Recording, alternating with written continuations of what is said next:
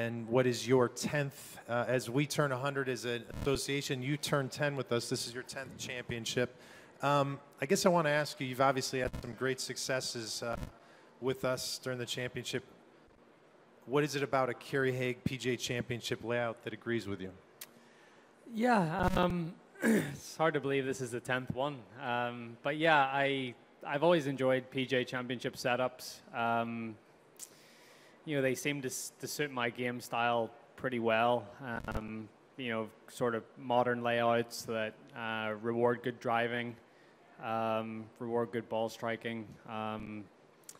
You know, I think, you know, I haven't seen much of Bellerive this week for obvious reasons with the weather, but from what I've seen, it does remind me of somewhere like a Valhalla type of golf course where quite a lot of mounding. The bunkering's pretty good, but it's a big long golf course. And Kerry and his team set the golf courses up really well. I don't think they really care whether the winning score is 5 under par or 20 under par.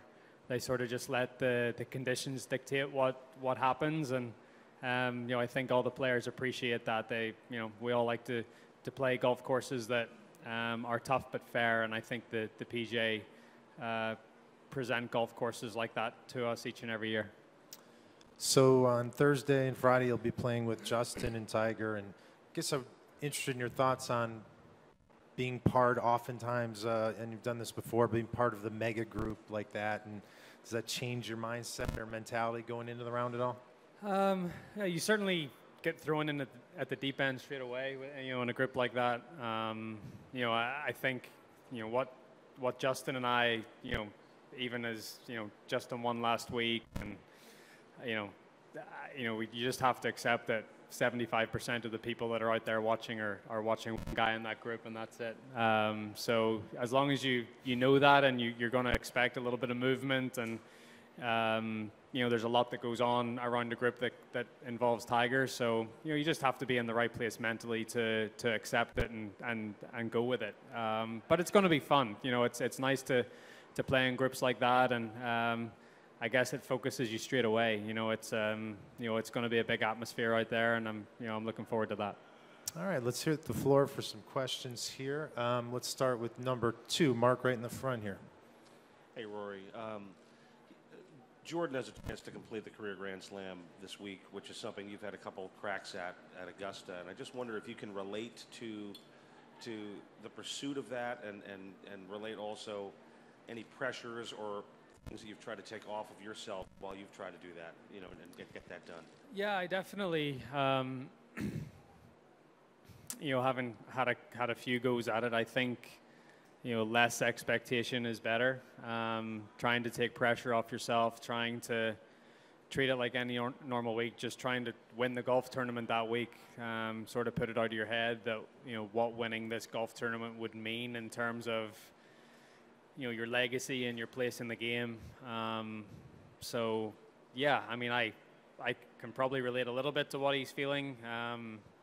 But you know, it's a great position to be in. I mean, you know, not many people have a chance to do something like that. So it's really cool to be a part of that conversation. And I think, you know, you have to embrace it. You have to relish it. You have to just go at it and know that, you know, if you do win this week, you're gonna join a very, very elite club. But yeah, I'm sure Jordan feels a little bit different this week than he does the other 3 majors. But that's normal. You know, it's a big deal. And but I think once you get out on the golf course and you start the tournament, you know, all you're thinking about is trying to shoot good scores and hit good golf shots. So, you know, he's shown over the past few years he's mentally very good, so I'm sure he won't have a problem. Let's take a hard right at number 3. Rory, as impressive as Tiger has been in coming back so quickly, from the general fan base, there's still this super high expectation of him winning soon. Do you think in general realize how hard it is and how far he has come back and how difficult it is to compete with you guys week to week now? Yeah, I mean, I think, like, there's a lot of different layers to what Tiger has to go through to, win again. You know, he's put himself in position. Well, first of all, you know, he had to learn how to move again. He had to learn how to swing. Geez, I mean, you know, the 18 months ago, the guy couldn't walk. He was in bed. You know, he just had his 4th back surgery. You know, so to get to this point is a phenomenal achievement already.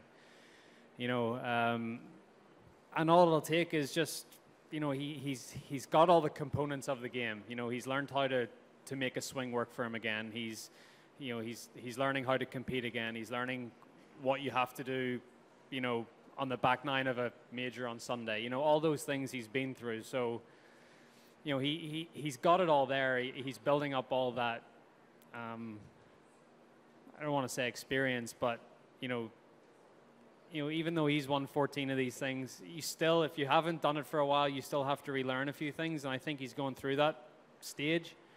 But, you know, as we saw at the last major a few weeks ago, he's right there, which is an unbelievable achievement. And to think that, you know, he's already won his 14 majors with basically three to four different golf swings. You know, this is sort of his 5th. You know, so if he could go ahead and win another major with his 5th golf swing, I mean, that's unbelievable. Let's go a little left, center, 4.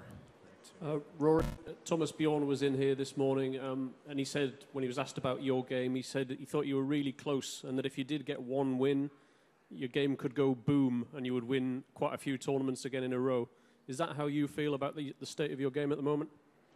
Yeah, it's certainly close. I mean, I've kept giving myself chances this year. You know, I haven't closed out those tournaments as I would have liked, but, you know, at least I'm putting myself in position, you know, and that's all I can do. I can just keep putting myself in position and learn from those experiences, good or bad, and try to use what I've learned and put it into put it into practice the next time, I guess. So, you know, I've done well. I'm slowly getting back up the world rankings. I started this year in 11th. I'm back up to 5th. You know, I've done a lot of good things. The only thing I haven't done is win enough. You know, I've given myself plenty of chances. I've played in a lot of final groups, and I haven't played well enough when it's counted. And you know, that's something that I'm just trying to go through and try to figure out what I need to do to make that little step from contending and getting into final groups to lifting trophies. So, you know, I don't think it has to take a round like I played at Bay Hill every time to win golf tournaments. You know, even looking at, you know, playing with JT on Sunday there, you know, he made a lot of pars. He didn't put himself under that much pressure, and he did what he needed to do to win. And that's, you know, and the thing as well, I don't think I've had a lead going into the final day, or might have been tied for the lead at Wentworth, but maybe Dubai. But, you know, a lot of these final rounds that I'm playing in final groups, I'm still 2 or 3 behind. So I'm always feeling like I'm under pressure to make a fast start and try to make up ground. And sometimes it happens, sometimes it doesn't. But, you know, right now I'd love to take my chance in a final group here on Sunday again. Number 2, Karen. Two-part question following on that last answer. So you prefer to play from ahead, because a lot of players will say they actually like being behind and being able to not have to hold a lead to chase the lead. I guess I've done it both ways. You know, I like, you know, if you're in the lead, you've got the best, you know, you're in the best position you can be in. So I don't think that's something you should shy away from. And yeah, I mean, honestly, this year I've just, in those final rounds, I've felt under pressure, get off to a good start to get a little bit closer and to make my job easier over those last 9 holes or 12 holes or whatever it is. Follow up for Karen, 2. 2014, it would have been hard to imagine that you would not have won another major.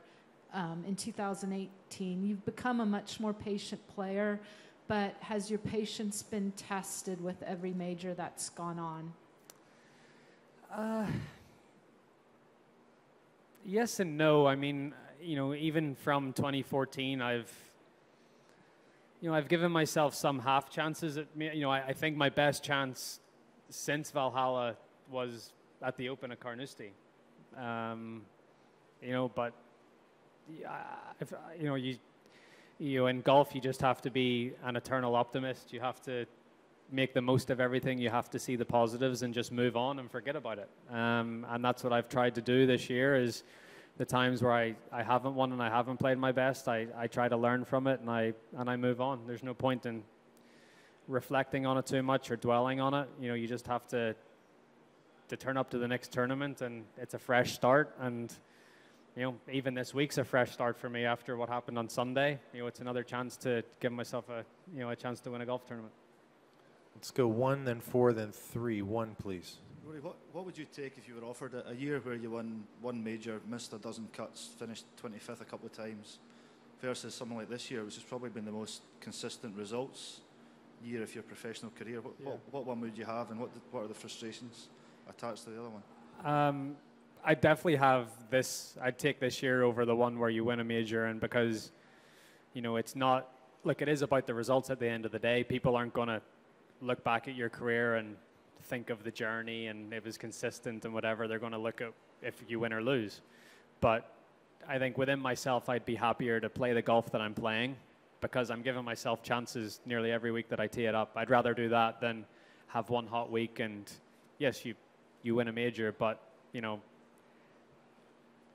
I'd rather have the year that I'm having and persevere with it, and hopefully it all not turns around, because it's not as if my game's in bad shape at all. It's just I just haven't won as much as I would have liked, and but there's still plenty of time to change that.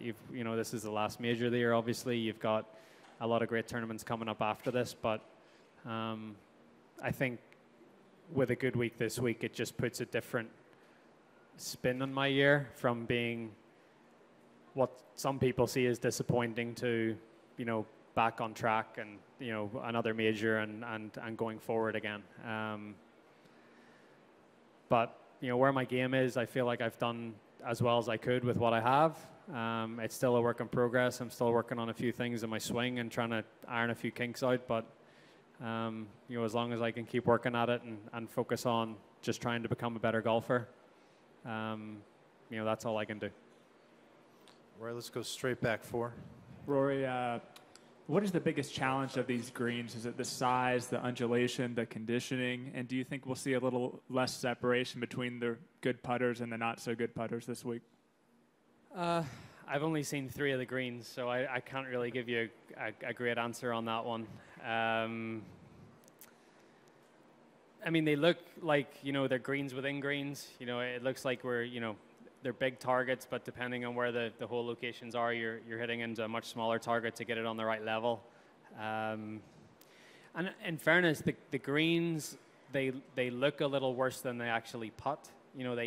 They look slower than they are. They putt really well. Even today when it was rainy and it was soft, the greens were good in terms of, how they putted. I think the big thing is how the ball's going to react on the greens, because, there's not a lot of base underneath the grass. There's not a lot of root system, so that you're not going to see wedge shots spin a lot. You're going to see them stop dead, but you're also going to see a 6-iron stop dead. It's going to be, it's the quintessential target golf sort of. That's what it is this week. Where your ball lands is where it's going to really stay. 3. There you go, right on the right there. Rory, with this being the 100th PGA Championship and all the greats that have played in this tournament over the last century, what's the significance for you playing this week, or is it more significant for you playing in the 100th PGA Championship?